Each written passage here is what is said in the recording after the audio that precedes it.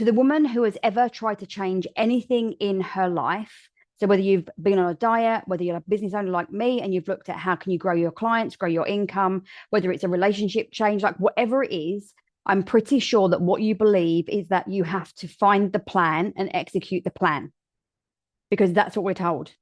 And whilst, of course, we need to execute and we need to take action, what if, in line with keeping things simple, your starting point was not defining the plan, but actually identifying, owning, and rewriting patterns, strategies of behavior that you are doing unconsciously that are keeping you where you are at right now?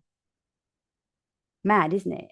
We have strategies for literally everything from falling in love to feeling more motivated or courageous to how we show up for our business, for our children, for our spouse. Like, we are running strategies all of the time, almost always unconsciously. So today, my intention is to give you some information and to have a conversation around what it looks like to execute strategies and why some of them, when you change them, will literally change your life. So if you're ready, grab your brew and let's dive right in.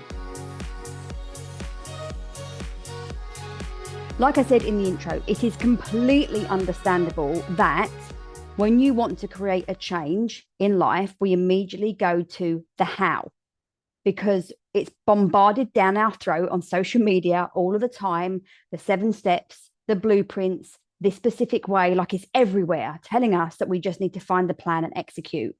And I think I've probably said this a million times already. If the plan, the strategy were the answer, there would be so many more happy, healthy, and wealthy people in the world. And the fact is, there aren't. There's a lot more people buying program or strategy after course, after whatever, trying to find that magic fix to give them the result they want in the least amount of time, with the least amount of pain, with an absolute solid guarantee. And like I've said before, that doesn't exist. So today, I want to talk to you about patterns, a little bit about pattern interrupting and what it means to be running these strategies, identifying them, and what it means and looks like for you to be able to change them. So it just creates a little bit of simplicity in your life around the transformation or the results that you want to have. Because my intention is always to get you where you want to go in the most loving, empowered way possible. And sometimes we just need a little bit of information that we haven't got. Does that make sense? Perfect. So let's dive in. I was thinking about some very simple ways to identify strategies that we have that we're running unconsciously. And it starts as simple as when you get dressed in the morning, which leg do you put into your knickers first? I'm almost positive that you're going to go one leg all the time. If you think about when you get in your car, do you get in your car and put the seatbelt on straight away, or do you get in the car and turn the engine on and then put your seatbelt on? They're just a couple of like really simple things, but that was just to allow you to understand, oh, I didn't even realize I was doing that. And that is the point. We don't even know that we're running these strategies. They've been created for the most part for ease, because it's repetition. And our brain likes to save time and energy by going to the shortest route possible, the path of least resistance, which is why habits are so hard to break, because your brain has to think differently and you have to exert greater energy. So these strategies have served you to do things quickly and unconsciously, so you're saving energy. So these strategies are not your fault. You didn't probably, it's very unlikely that you designed them for yourself. They just occurred for you because your brain thought it was useful. Okay, so let's thank the brain. Let's not make it the enemy, but now we're going to have a look at a different screen. So we talked about the reason that they save energy, so they've been good. And some strategies really don't need changing. I don't think your life is going to massively change if you start putting the opposite leg in your knickers first, or if you start brushing your teeth with the other hand, or if you start putting your seatbelt on before you turn the engine on. However, as Dr. Joe Dispenza says, when we make these little shifts, it challenges us to be more present. It challenges us to change the identity that we have about ourselves by creating these little shifts that could actually lead up to you creating a new identity. So I just want to leave that with you. But what I'm talking about today is some of the strategies that will completely change your life when you change them. And as I was thinking about this podcast, I remember hearing or listening or reading to something before about this. I think it's a fable, probably, but you know the message is very important. So a woman goes to a witch doctor because she's really having trouble with marital issues. Like her and her husband are fighting all the time. They can't seem to find the time to connect and actually just talk things through. She's just like, she feels like she's on him all the time. So she goes to this witch doctor and she says, I really need you to give me something so I can help my marriage. So he gives her a little potion. And he says to her, when your husband comes in from work, I want you to drink the potion. And I don't want you to swallow it right away. I want you to kind of like hold it in your mouth for a minute and then swallow it. So she's like, great. So she does exactly as she's told. Now, a few weeks later, she's noticing that her and her husband are having much better conversations. There's less anger. There's more connection and communication. She goes running back to her witch doctor and is like, I need more of that. I need more of that magic potion. Give me more, give me more. And he's like, there was no magic potion. It was just water. But what actually happened was, as she drank the water, as he came into the house, it stopped her from stepping into the pattern of going at him, identifying what was wrong, like bringing up all the old stuff, bringing up stuff that was just bubbling away that might not have even had anything to do with him, but he was her scapegoat, if you like. It was the easy. It's often said that we're hardest on the people closest to us because they think they're going to take it. I happen to think that's a really destructive thing to say, but it can be true. So this strategy so let me show you the strategy. She sees her husband. So for her, it was going to be a visual trigger. She sees her husband. She immediately feels agitated. She can hear herself in her brain telling herself, oh my God, he always comes home when everything else is done. Of course he's happy. He isn't stressed like me. He doesn't have to look after the kids, whatever she's saying in her head. And the action is that she bites, bitches, berates, and belittles. I just made that strategy up, but you can see where I'm going with that. And I may or may not have executed that a few times for myself in the past. It's something that I'm working on. We're all a work in progress. So the strategy is so well rehearsed and instantaneous and unconscious that when he walks in the house, it's like this red mist goes up or a fog, and you step right into it. And that's how powerful, but also damaging strategies can be when we don't have that awareness. So I'm going to now share a personal story with you. You may or may not know that currently I'm running a 21-day sprint inside my Facebook group. And the whole idea of this was to help people to decide an area in their life that they wanted to work on. Pick 1 or 2 actions that they would take pretty much every day so they can understand the power of little things consistently, get some results, and therefore build self-belief. And as the leader of the group, I'm like, I have to be here with them in the trenches, doing the work, as my coach says, living in the breakthrough. So I thought, what's going to be really hard for me? And it was giving up alcohol for 21 days. I love wine. It's what I found interesting in taking this time off is really identifying for myself my strategies, my self-talk around alcohol. So I was thinking about what happens when I want to have wine. And I realized actually I've got quite a few strategies running. So the simplest one was for me is often visual. So I'll often see myself like holding a glass of wine, and it could be a glass of wine at dinner. It could be a glass of wine in the garden with my husband. It could be a glass of wine sitting outside the camper van. And I automatically feel this sense of happiness and relaxation and contentedness. But what I noticed in that as well, there was no head drama. I wasn't worrying about whether I was saying the right thing on the podcast. I wasn't worrying about social media. I wasn't worrying about, my fitness. Like I was worried about nothing. I was really present in the moment. And I've made a very powerful, unhealthy connection between drinking wine and being present and joyful in the moment. Can you see how damaging that can be? So the action then is I will drink wine. Now, there might be some other little steps in that because I don't necessarily keep wine in the house. I might have to go to the shop, whatever that is. But it's been really interesting for me to be on this journey and hear all of my head talk around alcohol and how it's so intrinsically linked with so much joy and so much happiness and celebration. And so I just wanted to share that with you so that you can start to think about some of the habits that you have that are perpetuating a result or an experience in your life that is making you unhappy, or it's making you unfulfilled, or it's basically just not giving you what you want. And this is the broad spectrum of your life. It is not just about the way that you look or the amount of money that you earn. It's like, how do you feel purposeful? Do you feel connected to your life? Do you feel connected to your partner, to your children? Like, are you doing what you want to do at this stage in your life? Because if not, there's a strategy that you can shift that's going to start changing that for you. The big ask that I'm asking of you now is to recognize that a life lived in default strategy is very limited.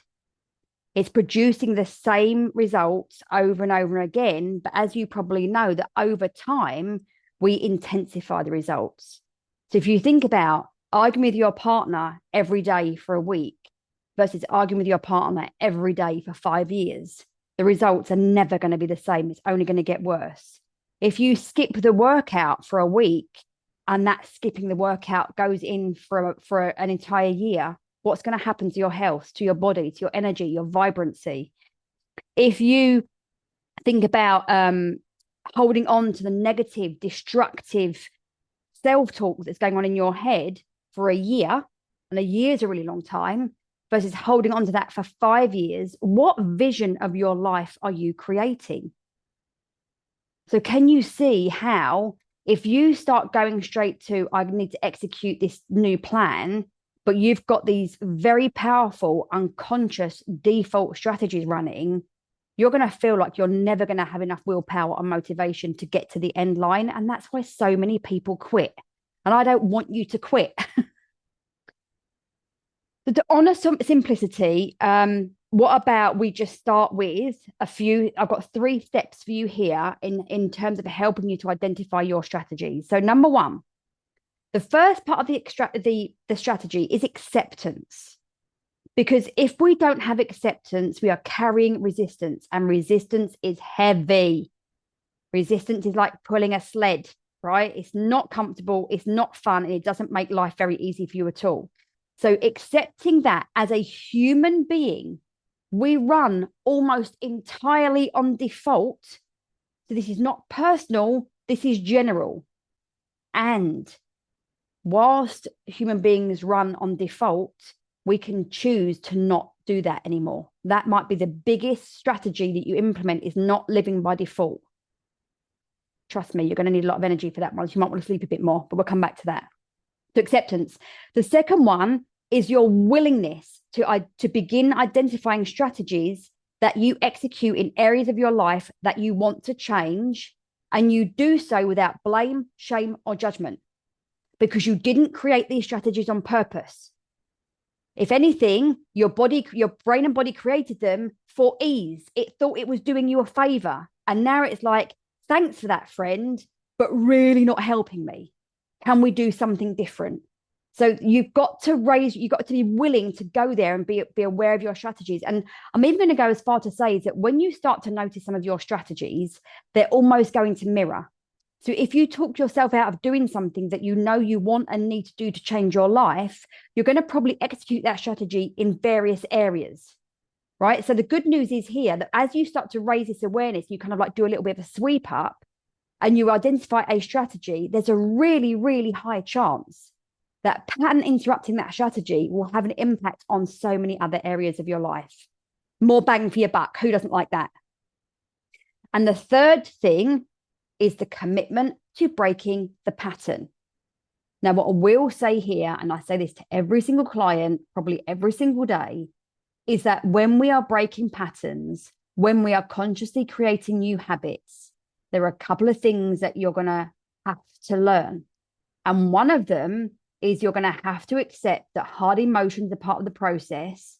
And instead of avoiding them or letting yourself believe that it feeling difficult means that it's not working, you just have to learn to create being okay with the hard emotions. It's just part of the process. Again, not personal, general. It's a sign that you're really stepping up for yourself, not that it's hard. So you have to believe in yourself that you can do hard things, even if that's as simple as breaking the strategy where you don't feel like crap and go to the fridge and eat chocolate cake.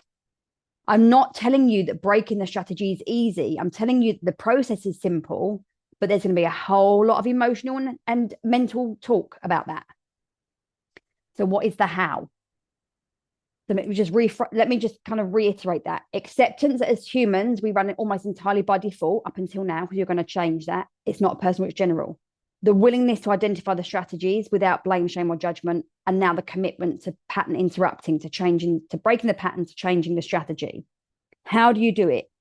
So I told you before, I gave you the illustration with the woman who saw the husband, went into a rage, bitch, berated, belittle, all that kind of stuff. And the results are going to be pretty damn crap, right? I shared with you one of the strategies that I run around drinking alcohol. So I want you to start noticing when you talk yourself into or out of something that you know is not helping this particular area in your life, and think like globally in your life. Don't just think about, one thing. What is it that you see or hear? And that could be hearing outside or hearing in your own head, what you're thinking, what you're feeling, what you're saying to yourself. Like, what is the trigger that starts the thing off? I'm going to try and make up another example right now. I'm going to give you an example from somebody in one of my groups, right? So she says that she'll often kind of go to the fridge, open the fridge and see what's in it. She's not hungry. She's probably bored, but it's become a pattern. And when I asked her, like, what is it that makes you do that? For her, it was a sense of feeling challenged around the tasks that she was doing. So emotional discomfort and the task had her feeling like she needed to take a break. She had to get away. She couldn't manage this stuff. She's telling herself that something to eat, taking a break, a piece of chocolate would be great. She goes to the fridge. It was something like that. So all you're going to be aware of is, as you talk yourself in or out of something, ask yourself, just stop. What just happened? What did I just say to myself? What did I just feel? What did I just hear? What did I just say? What did I just think, touch, whatever it is? Because the triggers can be any one of your senses, along with what you're saying to yourself, right? Then I want you to think about and then you're going to start to notice, like, okay, so then what happens? So we tend to focus on visual, which is things that we see, and we can see outside of ourselves, but we also create pictures in our head. It can be things that we hear outside of ourselves, or things that we're saying to ourselves inside our head, with things that we feel in our body, right? So there could be 2, 3, 4, 5 steps to your strategy. So just have some awareness of what the trigger is and maybe what the next couple of steps are. Because I want you to feel like you can find the easiest place to interrupt that. I'll give you an example. Right, well, we've given you some examples already. Like, you could get yourself some magic water, right, to stop you saying the thing you don't want to say. There's no reason why you couldn't do that. For me, with the drinking alcohol, I have to actually say something to myself. I have to actually sort of remind myself that I have had plenty of great times without having alcohol, that I'm enjoying the extra energy and clarity, that, not having nice stuff so often makes it even more special. Like, I'm always thinking of new things that I can say to myself in that moment. I also just sometimes say, thank you for offering me that, but we're not that person anymore. I don't do that anymore. So for me, it's very much something I have to say to myself. I haven't yet practiced changing the vision. So perhaps that's something that I can practice moving forward. Because when you pattern interrupt, you want to make it something that's really doable in that moment. You don't want to end up like, oh, I have to go and do like 30 push-ups if you're at the middle of the supermarket and you're going to the chocolate aisle. Look, if you want to get on the floor and do 30 press-ups, I'm not going to say don't do it. I'm going to applaud you for that. But let's make it as easy to implement as possible. So what can you say? What could you to yourself? What's a vision that you could bring into your mind? Could you just do some breath work? Could you shake your body out? Could you leave the room? Could you take a 10-second pause? Like, what's the easiest way to put a little doorstop in that strategy so that you open up a new program, open up a new possibility? And then you guessed it, the third part, you should just keep practicing that. I really, really hope that has given you something else to think about, a different way, a simpler way, a more self-loving way to get started. And trust me, when you start to see these strategies and you start to think about what strategy do I need, How can I create a better, more powerful, aligned strategy for me? It just gets you thinking differently from the whole goal achievement thinking. I've just got to have a goal and I've just got to do the things and I've just got to get to the outcome. It changes who you are as a person. And that is where results happen and where they stay, like they happened. What's what I'm looking for? They used to sustain them. I'm having problems finding my words today. If you love this email, oh gosh, I've just read email on my piece of paper. If you love this podcast, please, you know what you do. I would love for you to share it on your socials with your friends. I would really love for you to just head over to Apple for me and just leave me a short review. It really massively helps me reach more people. And as always, I would love to invite you into my free Facebook community, Seeking Simplicity, where we just have nice conversations. We have a free weekly book club, and I would just love to see you there. I will put a link in the show notes, and I will speak to you again in the next episode of the Seeking Simplicity podcast.